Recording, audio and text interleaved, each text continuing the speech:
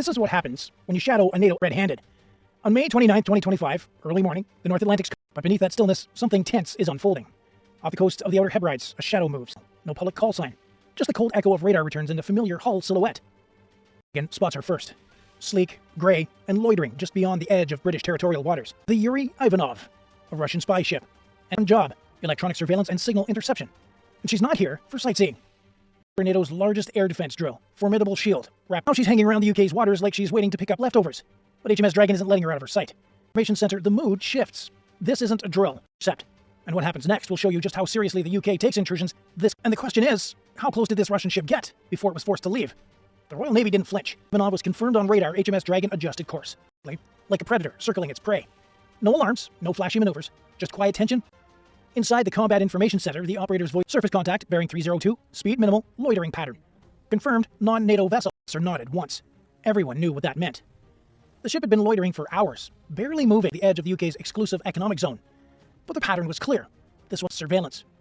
From the Dragon's bridge, binoculars locked in on the ship's hull markings. White Cyrillic letters across a blue band. Yuri Ivanov, one of Russia's ships. And its timing? Suspiciously perfect. That exact patch of sea had hosted simulated missile launches, radar calibration communications during exercise Formidable Shield. NATO warships, including U.S. destroyers, had transmitted across this maritime corridor. If the Yuri, she'd picked up a gold mine. And now, she was sitting there like nothing happened. That's what HMS, armed with Sea Viper air defense systems and one of the most advanced radar suites afloat, the Type 40, it acted. Dragon closed distance, not to confront, but to monitor. The goal wasn't to signal, we see you, we're watching. But it didn't stop there.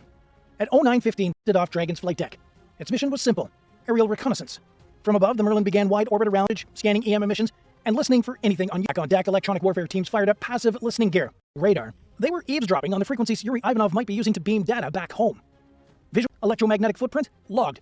Movement pattern, and yet the tension on board never dropped. In those waters, the more it risked violating not just military boundaries but diplomatic ones. The Royal Navy's distant monitoring, escalation only if provoked. And Yuri Ivanov, she kept her distance. But here's where things got strange.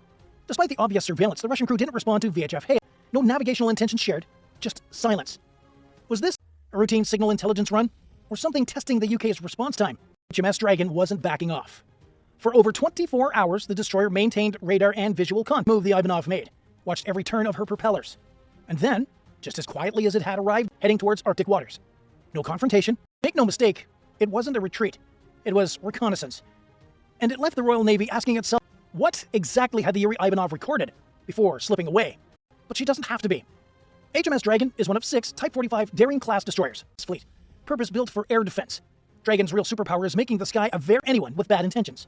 At the heart of it all is that links the ship's radars, missiles, and decision-making software into a near-instantaneous kill chain.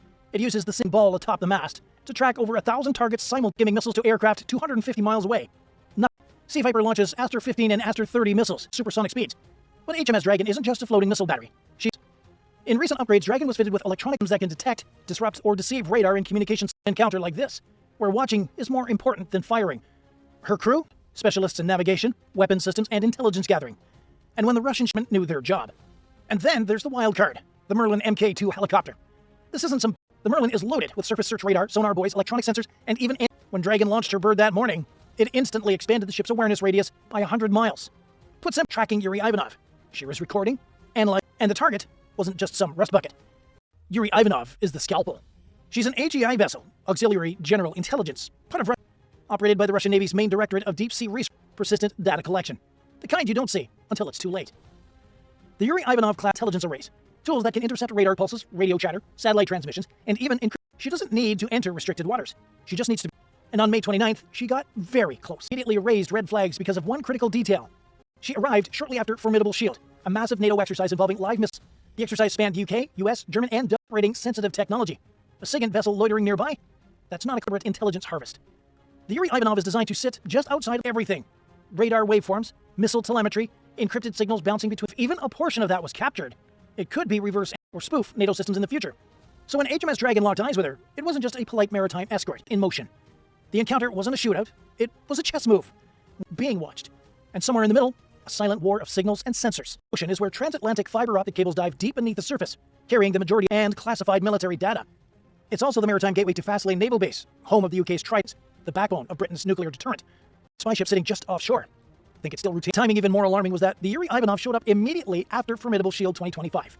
a NATO designed to test joint air and missile defense capabilities. That means F-35s, Aegis destroyers, missile tracking relays, all tested in live fire conditions just days earlier. A Russian AGI ship arrives at the edge of UK waters. Coincidence? Not a chance. Opportunity window. Right after NATO reveals new systems once again, any lingering electromagnetic signatures, misconfigured encryption, or leftover comms traffic was there to sniff out. But it's not just about data. This region marks a critical naval bottleneck. Russian submarines from Murmansk or Severomorsk in the Barents are here to reach the North Atlantic. And NATO corridor like hawks. Because if you lose track of us, don't find it again until it's somewhere off New York. That's why every inch of water between Iceland is blanketed in sonar arrays, seabed sensors, and NATO patrol routes. And it's also why Russia's been increasing its activity here for years. In annexation of Crimea, Moscow has invested heavily in asymmetric naval operations. But covert intelligence missions, cable sabotage, subs. In 2021, a Russian vessel was accused of mapping undersea infrastructure near Norway, and the line was damaged. No one claimed responsibilities, but fingers pointed east. Now, in 2020 news, except the theater has shifted closer to home. The UK confirmed that multiple unknown underwater contacts have been detected near Scotland's west coast in the past 8 subs, drone vehicles, signal taps. Ivanov showing up right after NATO's biggest defense drill, the writing was on the wall. This isn't a Cold War intensity pressure campaign, one that plays out in silence with hydrophones and antennas, and the Royal Navy's job, stay visible, send a message. Presence wasn't just surveillance, it was a deterrence maneuver. In strategic terms, it was saying, we closer, you won't be alone. It's a delicate dance, escalation, back off, and it's exploitation. But in 2025, though reinforcing its perimeter, this slice of cold ocean has become one of the hottest flashpoints in Europe. And that Russia by accident. It was there because this sea, this moment, and this silence was valued time, and it won't be the last. Since Russia's campaign, the Royal Navy has dealt with a steady uptick in what it calls non-routine activity in and around British guerrillas. Provocation by design. Back in 2021, a Peril Grigorovich was spotted just outside the English Channel, close enough to raise alarm national law. The Royal Navy scrambled HMS Richmond and HMS Kent in response. British sonar operators detected unusual acoustic signatures near vital communications cables in the North Sea. No confirmation really toward deep-diving Russian drones. The war in Ukraine shifted Moscow's focus, but while the world's cameras turned to tank, the Russian Navy turned to something more subtle: surveillance, shadowing, and sabotage. Their naval footprint increased. Frigates transited through the Irish Sea. Russian subs were caught tailing NATO exercises with a gray zone pressure operation designed to probe, confuse, and exhaust without response. Fast forward to 2024. The RFS Stoichi was caught escorting Russian-flagged cargo ships through the English Channel. The vessels claimed to be commercial, suspicious. Their movement? Military in nature. HMS Ledbury and H were deployed to track them along with maritime patrol aircraft. Then came Yuri Ivanov, a top-tier Russian intelligence ship, suddenly loitering off the UK's west coast after a major... Russia isn't trying to win a naval war, it's trying to erode readiness, sow doubt, and collect just enough intelligence. You don't need to invade a coastline if you can just jam its radar first. You don't if you know when a carrier leaves port. And you don't need submarines everywhere, just in the right... Crews aboard Royal Navy vessels like HMS Drolity. Every sonar ping could be a decoy. Every AIS silent vessel could be a drone mothership. Every second shift to signal silence. That's why incidents like sovereignty, they're about preparation, about showing that NATO isn't asleep. Because the spy ship itself, it's what the silence means. These AGI missions are con plays. And if a real conflict ever flares up, see, Russia would already know which signals to spoof, which ports to watch. And they'll have gathered this intel not in wartime, but in peace, like they did last week. So when HMS dropped about a naval escort, it was a signal back. We're ready, don't try it. And while the Russian ship eventually turned and didn't leave with it, it simply moved. Because NATO as a whole is facing a new kind of naval confrontation. One where warships double as listening posts. And one wins. They didn't fire a shot, but the message was loud and clear. From the Merlin Helicopters, electronic countermeasures, and persistent shadowing, this was a textbook case of naval counterintelligence in motion. Seas under peacetime rules only made it more impressive. Because in modern warfare, the absence of the absence of danger. The real takeaway here isn't just that the Russian vessel is what it may have left with. Because in 2025, data isn't just information, it's ammo. That brings us to a question for you. What do you think Yuri Ivanov was really doing off the coast of surveillance? Or a deeper test of NATO's response time and readiness? The chessboard is changing, and every move counts. HMS Dragon did her job, but might not stay quiet. If you found this story insightful, like the video, and don't forget to subscribe for more deep dives and near-miss flashpoints.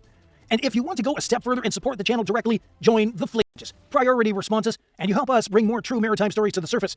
And get on board. Thanks for watching, stay sharp, and we'll see you.